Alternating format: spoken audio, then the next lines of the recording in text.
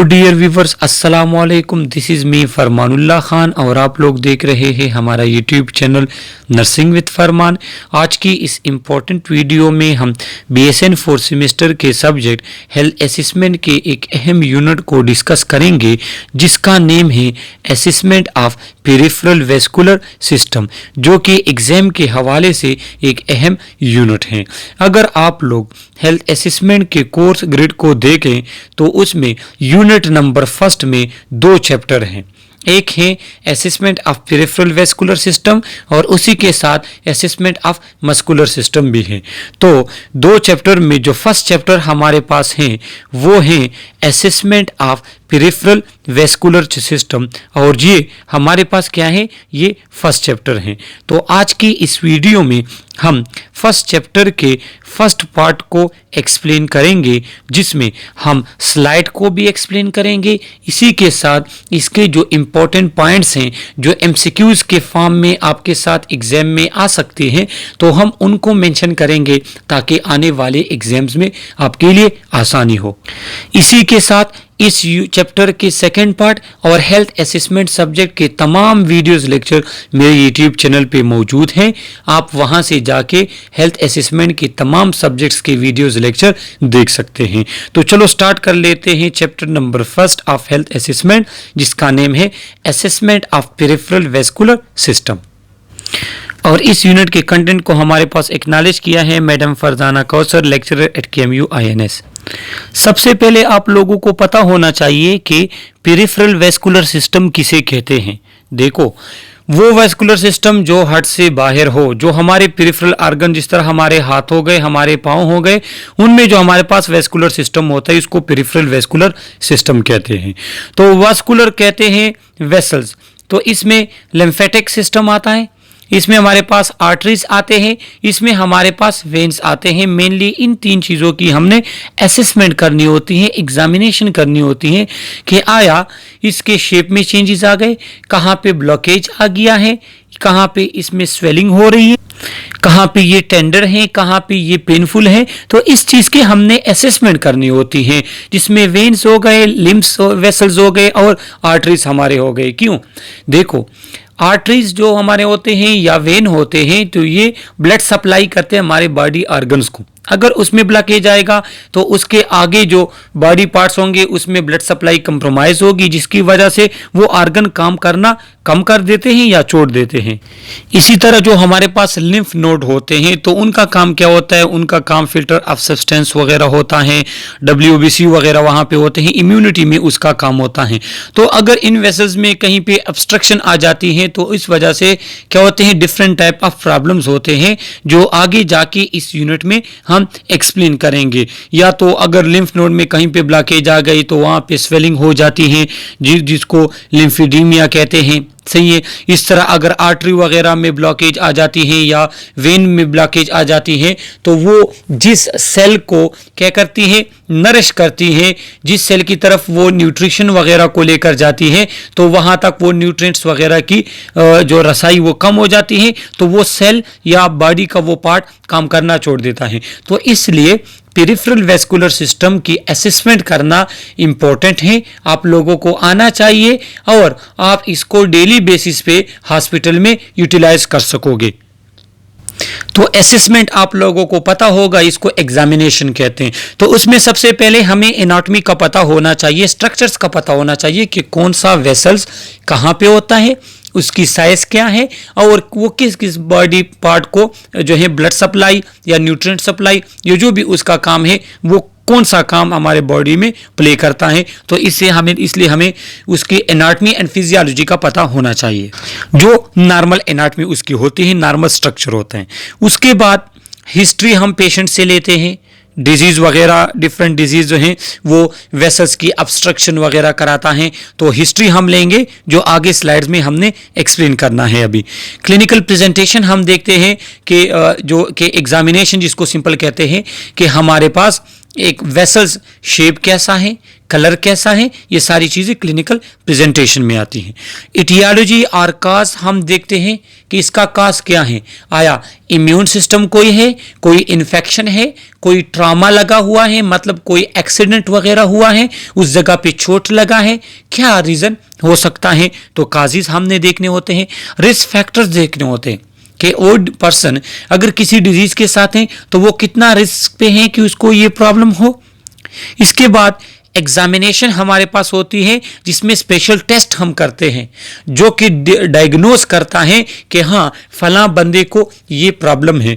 और आपके इस यूनिट में 2 से 3 जो हैं वो टेस्ट का जिक्र हुआ है जो कि एमसीक्यूज के हवाले से और एग्जाम के हवाले से इम्पोर्टेंट हैं। तो जिस तरह मैंने शुरू में आपको कहा कि पेरिफेरल वेस्कुलर सिस्टम में आपके आर्टरीज भी आते हैं, तो अगर एनाटॉमी की बात की जाए तो हमारे हाथ में in the arm there are 3 arterial pulses, 3 arteries हैं जो कि पल्सेशन करती हैं और पल्स के थ्रू हम उसको चेक कर सकते हैं। एक हमारे पास है ब्रेकियल आर्टरी, ब्रेकियल आर्टरी हमारे पास है, इसको अगर आप इस पे फिंगर रख के आप इसको वो क्या कर सकते हो, पल्पेट कर सकते हो। एक हमारे पास जो थंब के साथ हैं वो है रेडियल आर्टरी, रेडियल आर्टरी हमारे पास थंब के साथ होते हैं जो हम पल्स फील कर सकते हैं। एक हमारे पास है क्या है, अल्नर आर्टरी जो कि छोटी फिंगर के साथ हमारे पास होता है। तो क्या है कि ये 3 रीजन हमारे पास हैं। मैं यहाँ पे इसको अगर क्या कर लूँ, इंसर्कल कर लूँ, एक ये रीजन ब्रेकियल आर्टरी, ये हमारे पास रेडियल आर्टरी हो गया, और ये जो हमारे पास है तो ये क्या है, ये अल्नर आर्टरी। तो ये 3 आर्टरीज जो हैं इसकी एनाटॉमी का हमें पता होना चाहिए।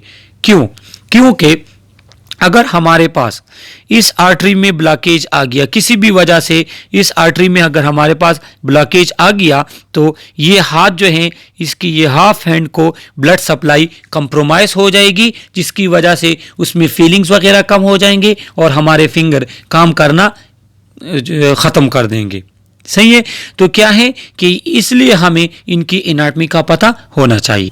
अगर लेग की बात की जाए तो उसमें हमारे पास 4 साइट हैं जहां पे आर्टरीज और उसको हम पल्पेट कर सकते हैं। फीमोरल रीजन में femoral artery, popliteal back of the knee हमारे पास है, इसके पास क्या है, इसके पास डॉर्सिपेडियस हमारे पास आर्टरी है, और 4th वन जो हमारे पास है पोस्टीरियर टिबियल है जो हमारे फुट के बैक साइड पे। तो इन आर्टरी में ब्लड सप्लाई आपके पास नॉर्मल होनी चाहिए, उसके बाद आगे आने वाले पार्ट आपके पास काम करेगा। मिसाल के तौर पे अगर फीमोरल आर्टरी में यहाँ पे ब्लॉकेज है तो ये नीचे वाला लेग जो आपका है इसमें ब्लड सप्लाई कंप्रोमाइज हो सकती है। तो इसलिए इन रीजन का भी हमें पता होना चाहिए। वेन की अगर बात की जाए तो जो सुपरफिशियल वेन हमारे पास है, सुपरफिशियल मतलब जो हमारे स्किन के नज़दीक हैं, तो उसमें ग्रेट सेफेनस वेन है और स्मॉल सेफेनस वेन। ये ग्रेट सेफेनस वेन हमारे पास हो गया, स्मॉल ये लेग ऑफ फ्रंट में होता है। तो इसका हमें पता होना चाहिए, इसको हम पल्पेट करते हैं, अल्ट्रासाउंड के थ्रू भी हम इसको चेक कर सकते हैं। और ये क्यों, ये इसकी नॉर्मल एनाटॉमी है कि ये इस जगह पे है। आगे इस यूनिट के जो सेकंड पार्ट में एक डीवीटी आ रहा है, डीप वेन थ्रोम्बोसिस, तो उसमें क्या होता है कि इन ही वेन में हमारे पास इनकी शेप वगैरह चेंज हो जाती है, इसमें ब्लॉकेज आ जाते हैं। सही है। ये जो डीप वेन है तो वो फीमोरल वेन है जिसमें अक्सर हम सीवीपी लाइन वगैरह भी करते हैं, तो वो डीप है, मतलब उसको पल्पेट करने के लिए आपने थोड़ा प्रेस करना होता है उस जगह को, और अल्ट्रासाउंड वगैरह के थ्रू भी आप उसको क्या कर सकते हैं, चेक कर सकते हैं, एग्जामिन कर सकते हैं। यहाँ पे ये पॉप्लिटियल वेन है, पॉप्लिटियल यहाँ पे आप देख सकते हैं, ये पॉप्लिटियल वेन है जो आगे जाके स्मॉल सेफेनस वेन में कन्वर्ट हो जाती है। सही है। तो क्या है कि इसकी ये नॉर्मल एनाटॉमी आप लोगों को पता होनी चाहिए। लिम्फ नोड जो है आप लोगों ने फर्स्ट ईयर में जो है फर्स्ट सेमेस्टर में आप लोगों ने लिम्फेटिक सिस्टम में पढ़ा होगा। लिम्फ नोड हमारे पास लिम्फेटिक सिस्टम के वो बॉडीज होते हैं जिसमें WBC वगैरह स्टोर होते हैं। तो लिम्फ नोड जो है उनका भी हमें नॉर्मल पोजीशन पता होनी चाहिए। आम में अगर हम देखें तो एपिट्रोकियल नोड्स हैं जो कि कहते हैं on the medial surface of the arm 3 centimetre above elbow, जो हमारी एल्बो होती हैं तो उससे ये 3 सेंटीमीटर ऊपर आर्म में मौजूद होते हैं, जो कि एपिट्रोकियल नोड्स जिसको कहते हैं। लेग्स में अगर हम देख लें तो सुपरफिशियल इंग्वाइनल नोड 2 ग्रुप हैं। एक है हॉरिजॉन्टल, हॉरिजॉन्टल इसको कहते हैं, ये इस तरह अगर लाइन है तो इसको हॉरिजॉन्टल कहते हैं, ये लाइन हमारे पास वर्टिकल है। तो यहाँ पे आप लोगों को क्लियर कट नजर आ रहा है कि ये हमारे पास हॉरिजॉन्टल लिम्फ नोड है और ये हमारे पास वर्टिकल लिम्फ नोड है। Horizontal lie in the chain in the anti thigh below the inguinal ligament, जहां से आपका पांव स्टार्ट होता है इसको इंग्वाइनल लिगामेंट कहते हैं। तो वहां पे ये क्या होते हैं, इन अ फॉर्म ऑफ चेन होते हैं। जो कि वर्टिकल हमारे पास है तो वो क्लस्टर होता है upper part of the feet, ये जो फीमोरल पार्ट है, फीमर बोन वगैरह यहाँ पे, तो क्या है कि यहाँ पे हमारे पास क्या होते हैं, वर्टिकल ग्रुप्स होते हैं सेफेनस वेन के बिल्कुल दोनों साइड पे, और ये क्या है, ये vertical group of lymph node है। सही है। अब ये इसकी नॉर्मल एनाटमी है। अब जब भी हम एग्जामिनेशन करेंगे या असेसमेंट करेंगे, हमने देखना है कि आया ये नॉर्मल एनाटमी नॉर्मल पोजीशन पे मौजूद है या नहीं मौजूद। तो ये 3-4 स्लाइड पहले आप लोगों को एनाटमी पढ़ाना इसलिए था कि आप लोगों को जो वेसल्स हैं उसके नॉर्मल पोजीशन और लोकेशन का पता चल जाए। जब हमें नॉर्मल का पता होगा तो उसमें जो भी एबनॉर्मलिटी आएगी उसको फाइंड करना हमारे लिए ईजी होगा। अब हमारे पास नेक्स्ट पार्ट है वो है हिस्ट्री का। जब भी हम किसी भी डिजीज़ का अगर असेसमेंट हम करेंगे तो उसमें हिस्ट्री काफ़ी ज़्यादा इम्पोर्टेंट है। जिस तरह हमारे पास पेशेंट आता है ना हॉस्पिटल में, तो हम उससे पूछते हैं कि आपको कौन कौन सी शिकायत हैं। सही है। तो इसमें जो पेरिफेरल वेस्कुलर सिस्टम की असेसमेंट है, इसकी हिस्ट्री में हमें पता होना चाहिए कि ask patient about pain in the arms और leg to assess for peripheral vascular disease. हम उससे पूछेंगे कि आपके हाथ में या पाँव में कहीं पे पेन तो नहीं हो रहा, दर्द तो नहीं हो रहा। अगर दर्द हो रहा है तो किस जगह पे हो रहा है, और दर्द जो है वो शदीद किस्म का है या इतना ज़्यादा दर्द नहीं है, प्रेस करने से होता है, छलने से होता है या वैसे होता है। तो ये हमने पेशेंट से पूछना है, जो कि सब्जेक्टिव डेटा में आता है। उसके बाद second, ask if there is an intermittent claudication. Second हम उससे पूछेंगे कि इंटरमिटेंट क्लैडिकेशन होती या नहीं। इंटरमिटेंट क्लैडिकेशन किसे कहते हैं? देखो, ये वो कंडीशन है कि आपको पेशेंट कहेगा कि जब मैं चलता हूं तो मेरे टांगों में दर्द होता है, लेकिन जब बैठ जाता हूं या आराम कर लेता हूं तो वो दर्द खत्म हो जाता है। तो इसको इंटरमिटेंट क्लैडिकेशन कहते हैं। एमसीक्यूज के लिए आप लोग याद कर लें। Have you ever had any pain or cramping in your leg when you walk or exercise? तो वही बात है, हम उससे पूछेंगे कि चलते हुए या दौड़ते हुए या सीढ़ियाँ चढ़ते हुए क्या आपके टांगों में दर्द होता है या नहीं होता। क्रैम्पिंग किसे कहते हैं? कभी कभार हमारे जो मसल्स होते हैं, मसल्स वो खींचे जाते हैं, टाइट हो जाते हैं, जिससे चलना दुश्वार होता है और पेनफुल होता है, तो उसको कहते हैं क्रैम्प। तो इसका हमने पेशेंट से पूछना है, how far can you walk without stopping to rest. आप दिन में कितना चलते हो, कितना फासला तय करते हो, कितना चलने के बाद आप थक जाते हो, आपकी टांगे जो है वो दर्द करना स्टार्ट कर लेती है। Does the pain get better with rest. और अगर आपकी टांगे दर्द करती हैं, क्या बैठ जाने से, आराम करने से वो दर्द खत्म हो जाता है या कंटिन्यूस रहता है। कोल्डनेस, नबनेस, पेलर इन लेग और फीट। टांगों में हम देखेंगे आया उसकी टांगे बाकी बॉडी जिस्म से उसका टेम्परेचर कम है, जो कि इंडिकेट करता है कि ब्लड सप्लाई सही नहीं हो रही। नबनेस, अगर वहाँ पे नबनेस तो नहीं है, मतलब फीलिंग्स वगैरह उसको होती या नहीं होती, कलर उसका पेल तो नहीं है, तो ये चीज़ें हमने देखनी है। Hair loss over the anterior tibial surface. जो एंटीरियर टिबियल सरफेस है, जो कि हमारे फुट का जो फ्रंट वाला हिस्सा है, ये नी के नीचे वाला, तो इस पे हेयर्स हैं या नहीं है, हेयर लॉस हो चुका है, हेयर डिस्ट्रीब्यूशन नॉर्मल है या नहीं है, तो ये चीज़ें भी हमने फिर ऑब्जर्व करनी है। तो हिस्ट्री में ये चीज़ें आती हैं और ये आपको इसलिए पता होनी चाहिए कि जब सिनेरियो बेस्ड एमसीक्यूज आते हैं तो उसमें इसमें से पॉइंट्स वो लेकर आ सकते हैं आपके लिए एमसीक्यूज में।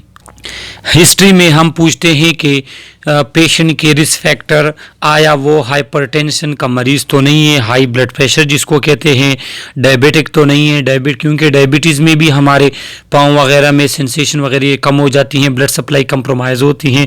वो जो हम कहते हैं ना, ये सुनते हैं कि शुगर की वजह से उसको पाँव काटनी पड़ी, उसका शुगर ज़्यादा था और ख़राब हो गई। टोबैको यूज़ की वजह से भी वेसल्स वगैरह जो हैं वो इफ़ेक्ट होते हैं, ख़राब होते हैं। हाइपरलिपिडीमिया की वजह से अगर लिपिड वगैरह ज़्यादा हैं, ब्लॉकेज आ सकती हैं।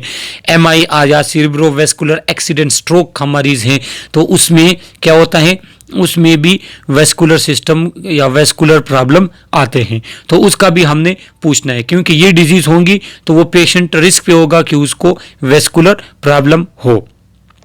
इसके बाद हमारे पास elect symptom of arterial spasm. Arterial spasm हमारे पास है आर्टरीज वगैरह में जो क्या आता है कि आर्टेरियल स्पाज्म क्या है कि ये टाइटनेस ऑफ आर्टरी वगैरह है, वो टाइट वगैरह हो जाते हैं, उसमें ब्लड सप्लाई वगैरह सही से फिर नहीं होती, फ्लो नहीं होता। Do your finger tips your change colour in cold weather और when you handle cold objects. हम उनसे पूछेंगे सर्दियों वगैरह में आपके जो उंगलियों जो हैं उसके टिप्स वगैरह कलर चेंज तो नहीं होती। अगर ब्लड सप्लाई लाजमी बात है, जिस तरह मैंने शुरू में आपको कहा, अगर रेडियल पल्स वगैरह सही नहीं है, रेडियल आर्टरी सही काम नहीं कर रही, तो फिंगर की तरफ ब्लड फ्लो सही नहीं होगा। सर्दियों में अक्सर क्या हो जाता है, वो फिंगर वो ब्लश वगैरह स्टार्ट हो जाते हैं अगर आपकी ब्लड सप्लाई क्या है, कंप्रोमाइज है। What colour change do you notice, अगर आपके फिंगर टिप में कलर चेंज होते हैं तो कौन सा कलर, आया वो पेल होते हैं, जर्द हो जाते हैं या ब्लूइश हो जाते हैं।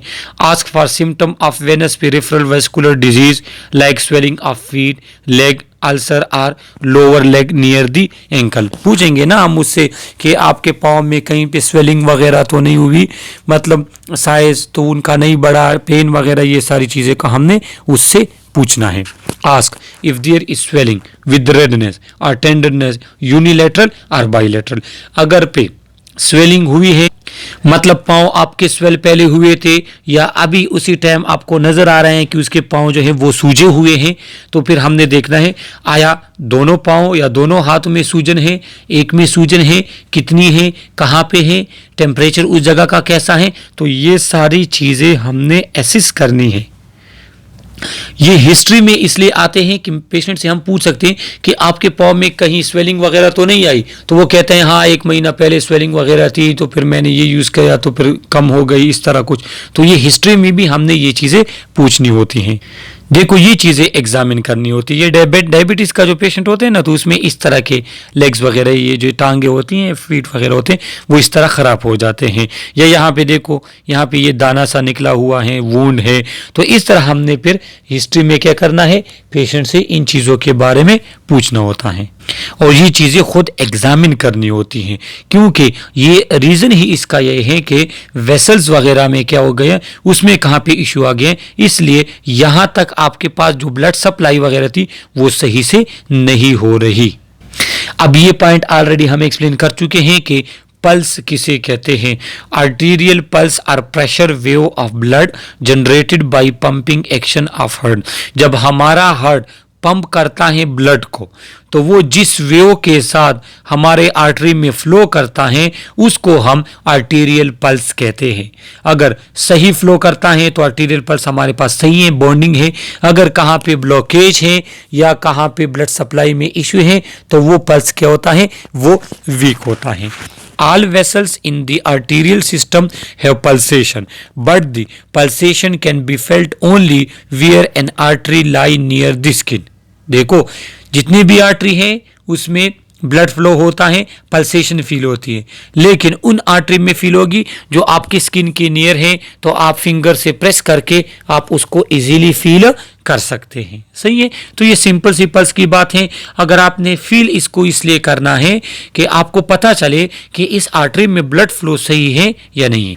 तो हमारे पेरिफेरीज जो हैं उसमें ये डिफरेंट वो लोकेशन है जहाँ पे हमने आर्टीरियल पल्स के पल्प को पल्पेट करना होता है। जिस तरह ये रेडियल है, ब्रेकियल आर्टरी, फीमोरल आर्टरी, जहाँ से हमारी टांग स्टार्ट होती है ना, उस जगह पे हमें आर्टरी फील होती है। इसके बाद popliteal artery, back of the knee, जो मैंने शुरू में आपको बताया।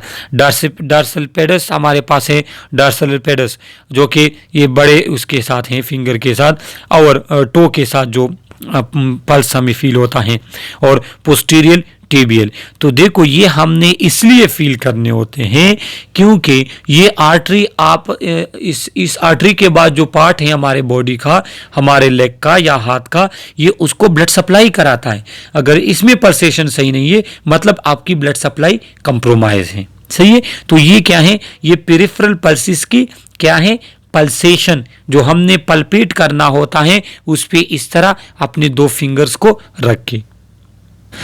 अब जब हम एग्जामिनेशन स्टार्ट करते हैं, मुआयना स्टार्ट करते हैं किसी भी मरीज का, जो पेरिफेरल वेस्कुलर सिस्टम का अगर हम करना चाहते हैं तो हम किस तरह करेंगे।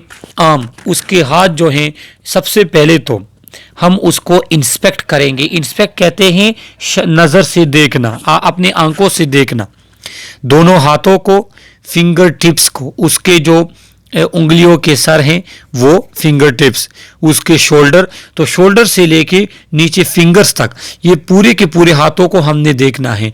जिसमें हमें अगर स्वेलिंग है तो नज़र आ जाएगी, रेडनेस है तो नज़र आ जाएगी, शेप चेंज है तो नज़र आ जाएगी, वहाँ पे कोई टेंडरनेस है तो नज़र आ जाएगी, हेयर डिस्ट्रीब्यूशन नॉर्मल नहीं है तो नज़र आ जाएगा। तो ये चीज़ हमने देखना है।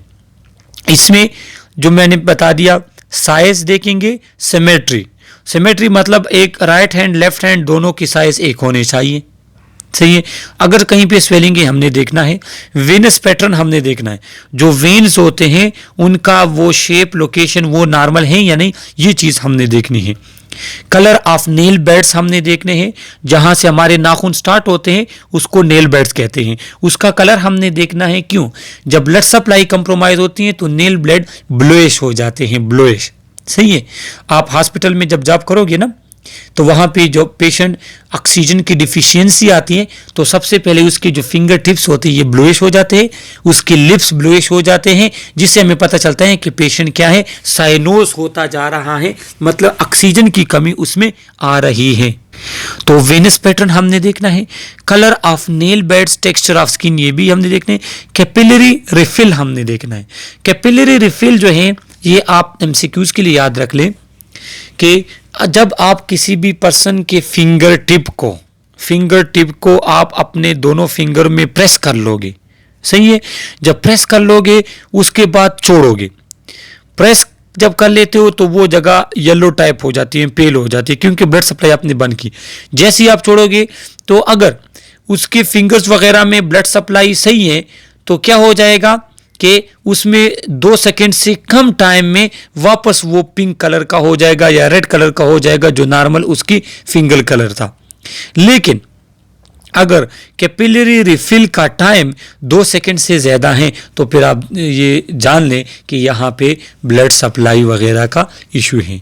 कैपिलरी रिफिल इसे कहते हैं। मतलब आपने क्या करना है, फिंगर जो है ना इसको यहाँ पे प्रेस कर लिया, फिर आपने इसको छोड़ दिया। अगर विद इन 2 सेकेंड ये वापस अपने नॉर्मल कलर में आ जाता है तो इसका मतलब क्या है, इसका मतलब ये है कि आपके पास कैपिलरी रिफिल नॉर्मल है, मतलब वहाँ पे ब्लड सप्लाई और स्पेशली कैपिलरीज सही से काम कर रहे हैं। स्किन टर्गर, टेम्परेचर, लीजन्स या स्कार अगर वहाँ पे हैं, वहाँ पे रफनेस वगैरह हैं, ये चीज़ें हमने देखनी है। तो आम की जो एग्जामिनेशन है हाथ की, उसमें ये चीज़ें आपने देखनी है। ये एमसीक्यूज के लिए याद रख लें। और ये ऑलरेडी प्रीवियस स्लाइड में मैं आपको दिखा भी चुका हूं कि आप लोगों ने आर्टरी को पल्पेट इस तरह करना है। पल्पेशन कहते हैं फिंगर के थ्रू किसी भी जगह को प्रेस करके उसकी एग्जामिनेशन करना। तो ब्रेकियल आर्टरी जो है क्या है कि वो हमारे पास ये जो ब्रेकियल पोर्शन है इसके इनर साइड पे मौजूद है और हम अपने फिंगर के 2 टिप से इसको क्या करते पल्पेट करते हैं। जो रेडियल आर्टरी है तो वो हमारे पास उसकी लोकेशन ये है कि बड़े तम के साथ जो आर्टरी है रेडियल, तो उसको हमने क्या करना है पल्पेट करना है। और ये इसलिए कि देखो अगर यहाँ पे ब्लड सप्लाई नॉर्मल है तो ब्लड यहाँ पे नॉर्मल आ रहा है, लेकिन अगर यहाँ पे पल्सेशन में इश्यू है, ब्लड सप्लाई नहीं हो रही, तो ये हाथ आपका इफेक्ट होगा। तो ये हमारे पास फर्स्ट पार्ट वीडियो लेक्चर था assessment of peripheral vascular system का। इस पार्ट यूनिट का सेकंड पार्ट का वीडियो लेक्चर ऑलरेडी मेरे यूट्यूब चैनल पे मौजूद है, जिसकी वीडियो का लिंक मैंने इस वीडियो के डिस्क्रिप्शन में दिया है, तो वहीं से जाकर आप इस यूनिट के सेकंड पार्ट को देख सकते हैं। अगर आप लोगों ने हमारा चैनल सब्सक्राइब नहीं किया तो प्लीज़ चैनल को सब्सक्राइब करें और इस वीडियो का लिंक अपने फ्रेंड्स के साथ और अपने व्हाट्सएप स्टेटस पे शेयर करें, ताकि इससे मुझे और मेरे चैनल को फ़ायदा होगा, मुझे हौसला अफजाई मिलेगी और मैं कोशिश करूंगा आप लोगों के लिए अच्छे से अच्छा और बेहतर से बेहतर कंटेंट लेकर आऊं। Okay, thank you.